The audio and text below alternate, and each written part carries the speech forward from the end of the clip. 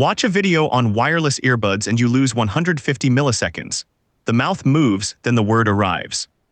A wire delivers that same sound in 5 milliseconds. 30 times faster. Where does the wait go? That gap is why lip sync feels wrong. Why rhythm games become unplayable. Why a musician can't monitor themselves live over Bluetooth. The drum hits, the sound lands a beat too late. Here's the puzzle. The wire proves the audio itself only needs 5 milliseconds. So where do the other 145 milliseconds physically go? Nothing you'll guess is the real answer. Start with the wire because it's the honest baseline. When you plug in earbuds, the audio travels down copper as an electrical signal. That signal moves at a huge fraction of the speed of light. Down a 1 to 2 meter cable, the trip takes a few billionths of a second, nanoseconds. For your ears, that's 0. So the wire's transmission is free. Then what's the 5 milliseconds? It isn't the journey. It's the arrival. Inside the earbud, a tiny converter turns the digital audio your phone stores into the smooth analog wave a speaker can push. That converter has a name worth knowing. The chip that turns stored ones and zeros into a real moving voltage is called a DAC. The DAC's output gets boosted by a small amplifier. Then the physical speaker cone, the driver, has to start vibrating and settle into the sound. Add those steps up, the conversion, the boost, the driver settling. That's roughly 5 milliseconds start to finish. Notice what's missing. There's no waiting around, no stockpiling of audio before playback begins. The wire delivers samples the instant they're ready. So remember this number because everything else measures against it. 5 milliseconds is the physical floor of delivering audio, the conversion and the speaker, nothing more. Which means every extra millisecond in the wireless case is not the sound being slow. It's something the wireless system chose to add. And that raises the real question, what is Bluetooth doing that a wire never has to? Now cut the cord. Here's the first surprise, Bluetooth cannot send your music as is. Picture the raw audio a CD stores, full stereo uncompressed. That stream is about 1.4 megabits per second, meaning 1.4 million bits every second. A Bluetooth audio link's usable throughput sits well below that. The pipe is simply too narrow for the raw river. So the audio has to be squeezed smaller before it's sent. That squeezing has a cost, and it's the cost almost nobody sees. To shrink audio, the earbud can't work one sample at a time. The shrinking program, the codec, needs a whole chunk of sound in hand before it can find the patterns it deletes. You've met these codecs by their initials, SBC, AAC, aptX.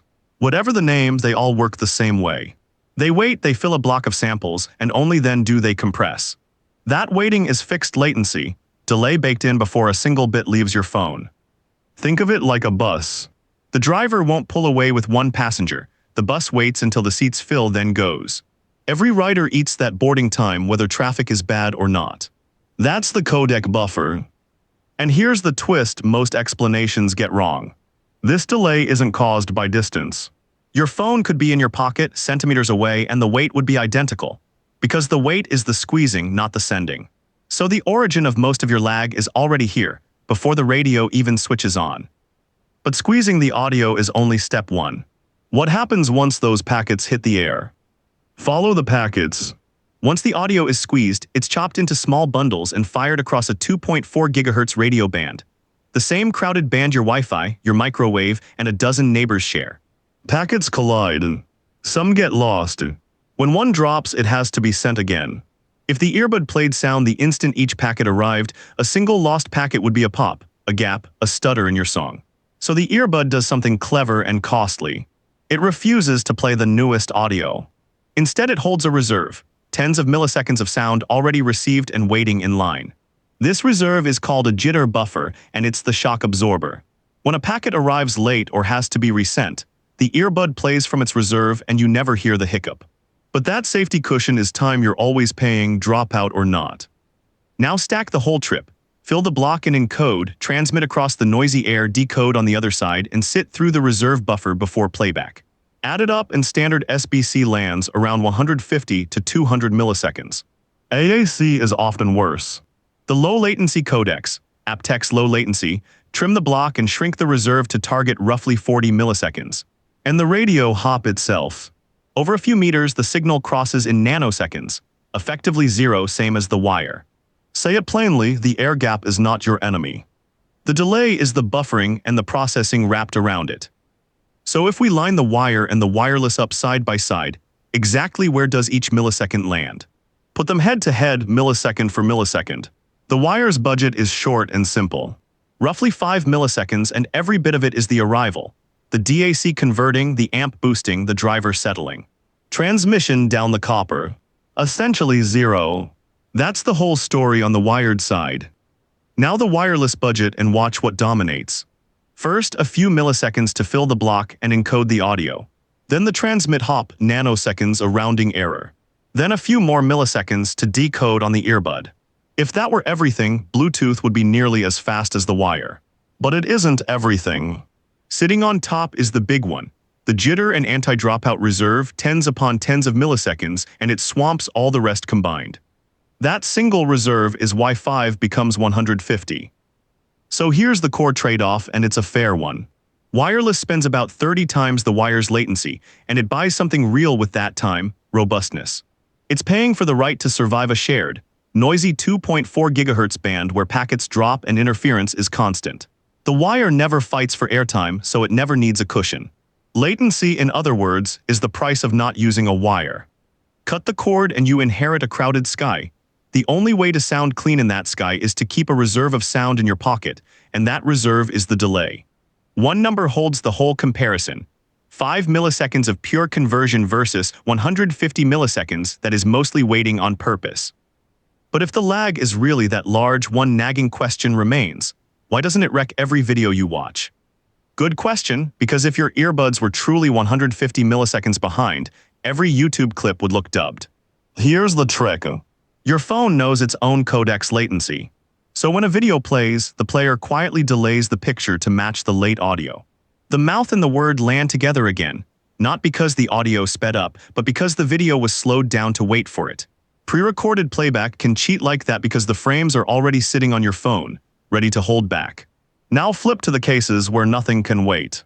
In a game, the explosion happens the instant you fire. There's no future frame to stall.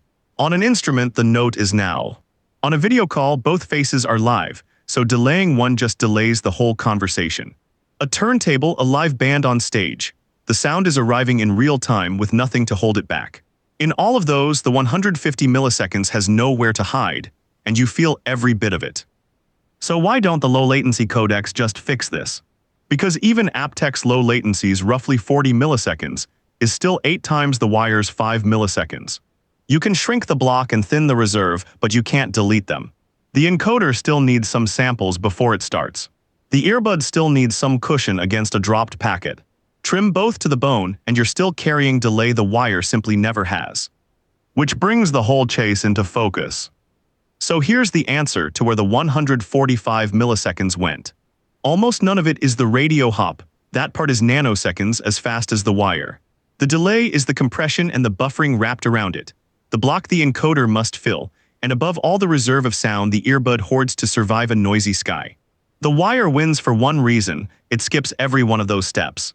No squeezing, no packets, no cushion. Just convert and play. That 5 milliseconds is the physical floor of delivering audio. You cannot go lower, and Bluetooth cannot reach it. What does that mean for your ears? For anything live or lip-sync critical, gaming, an instrument, a stage monitor, reach for a wire or a low-latency codec because that reserve is unforgiving. For casual listening to recorded video, relax. The player delays the picture and the lag vanishes. Bluetooth isn't broken. It simply trades about 145 milliseconds for the freedom of no cord. And now you know exactly what that trade is made of. One line to keep. A wire is 5 milliseconds of pure conversion, while Bluetooth is 150 milliseconds of compression plus an anti-dropout cushion. The cord's delay is the sound, the wireless delay is the safety net. Curious how low-latency codecs and the next Bluetooth standards keep chasing that wire, and whether they can ever catch it. That's the next box we open.